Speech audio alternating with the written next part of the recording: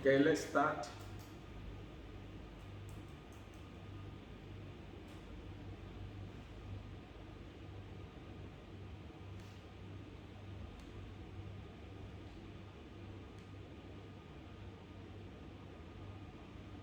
Good morning to all. Okay, I'll start.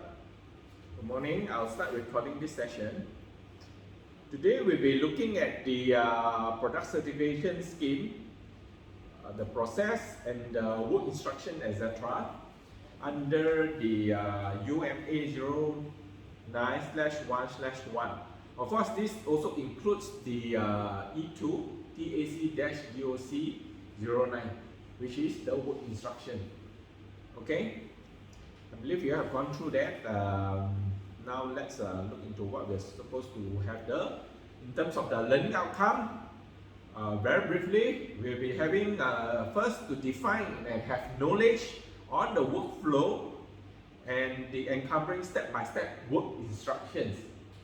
This is very important for the PCS team, which involves the verification officer. What else? Finance admin. Of course, under the PCS team will be also the evaluator, reviewer, approver, and the certification panel. Alright? So, after you have the knowledge and you're able to define, then secondly, you are able to apply these important requirements, okay, in order to meet for each checklist under TAC FM 01/2/1, which is what kind of actions you need to undertake, what kind of feedback and assessment, the time frame, the communication, escalation in terms of the person in charge. PIC is person in charge. For the status, you need to update the status as well. Besides handling over, let's say from verification officer, you want to hand over to evaluator or finance administrator, right? Then you have to update the status. What have you done? Okay, for example, you have done the documents verified, you have to click the verified documents. Okay, then you escalate to the next person. Okay, and also, of course, to do reporting. Okay, with that, let's continue. So, if you look at in terms of the master list, okay, very quickly, the master list of the product certification scheme, which we are going to go through. Okay, not the Pro 08, it's more the TAC 09, the work instruction, the admin user manual, UMA doc 09/1.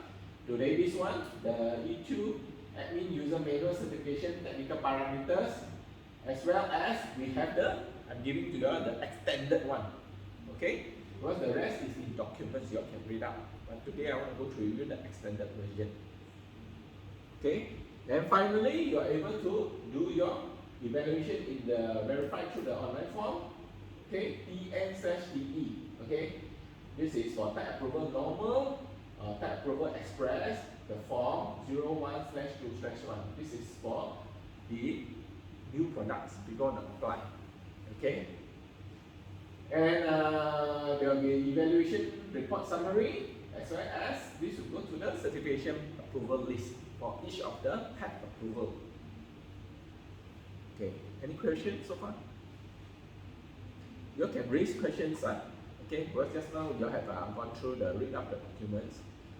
Now we are supposed to do this. And of course, what we can do is, in terms of the assessment, while ongoing, you all will do some, besides I give the lecture, what we call these are the lectures, classroom style, we will also do the online one, which I send you all the documents to read out. Please kindly refer to those documents, okay? As well as the YouTube for the pre-recorded video sessions. Especially if you have also any correspondence, please use it to refer back to us. Alright, after you read through all these additional documents there. Alright, and today we are conducting this like an online class, as previously we have done. Okay, so these are the listed but unpublished. What does this mean? Because we only give trainees our links, then you can view. It's not for public. So don't simply share the links, especially for those internal documents one out. Okay? Because this is confidential documentation. Alright? So with that, can you help me to lower that one a bit? Because dia punya viewing tu, I need it lower. There. Okay. Lower a bit, lower it a bit. Down. Press down like this. Okay, stop. Okay, alright. Can see So in terms of the what we call the competencies, we need to do a few things. Of course, besides on the internal things, you'll be explained on the job description, your job scopes, okay? The legal, who are the regulatory body, what are the normative reference, the stakeholders. This I believe we have done earlier session. Now on the training modules, this is what we are doing, especially the work instruction. You can see over here, work instruction. Then we do the assessment and we do the grading. Alright? Then phase 2, you have to do hands-on. That means you will spend 1 day especially to do hands-on, how to do application. Apply on a new, maybe a short-range device, okay? Especially for the required bands. This will be like the GSM band, 3G band, 4G LTE, right? Or the wireless Wi-Fi 6, those type. And we will have VO and evaluated demo witnessing. What is this? VO and EV demo witnessing. That is where we show to the auditors how we actually do the work. Therefore, that day I will mention to you, right? DSM is coming to give a witnessing audit. That's the part where they actually see how you actually understand all this to come up with the application and how you do the evaluation work. Right? Then phase 3, of course, we'll be learning, phase 2-3, we'll be learning modules like confidentiality, impartiality, etc. Once okay, then we shut this for authorization. Okay. And of course, phase 3, we will probably have scheduled regulatory audits. They'll come and check your work, I mentioned. Like you need to take 2-3 days off so that the regulators can come and check your work. Then they also have 1-2 day interview for the audit. Okay, quite similar to demo listening. Okay, but this is more of monitoring. Okay, then they also look into like the business development, whether to hit the KPI or not. Right? And market surveillance, you have to check for product, the marketing, okay? Whether people abuse or not. Okay? Yesterday you study SLP, okay? That's the important part. So this is also after the start monitoring, we will do the appraisal work. Time to time you have appraisal work. Okay. I believe you are familiar with internet, e-marketplace, right? Buying, selling. Okay. We do see a lot of modules like, for example, Wi-Fi switch timer, intelligent, all these nice jargons. Intelligent, smart. Okay. These are the things which have what?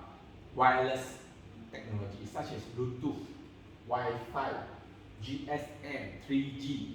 They will tell you all the technology they have, but whether they are certified or not.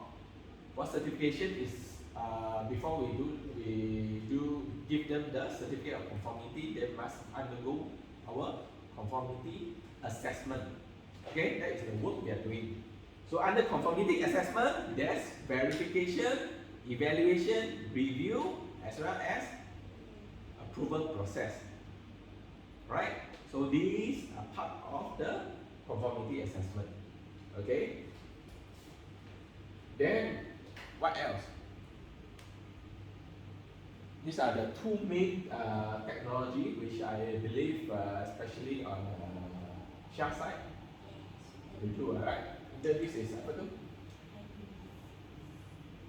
5G, what is this? 5G one is more to the first or second schedule? First schedule, which is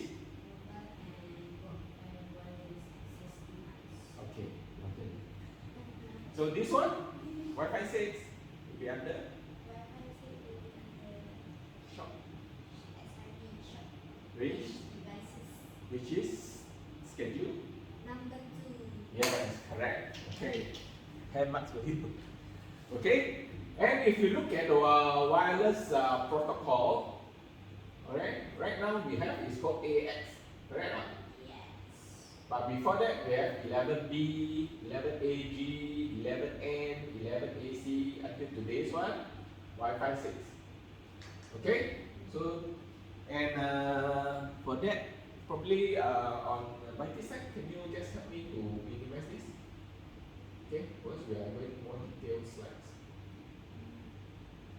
Okay, so Wi-Fi 6 11AX is actually better in dense environment. Alright, so very congested environment or this, but it allows us to have the data speed faster. Okay, and it's actually 40% more, increase the network efficiency by 4 times, and of course it uses less battery. So you can find that battery lifetime for the product after each charge is actually longer. Okay. So do you see this? Okay. So the next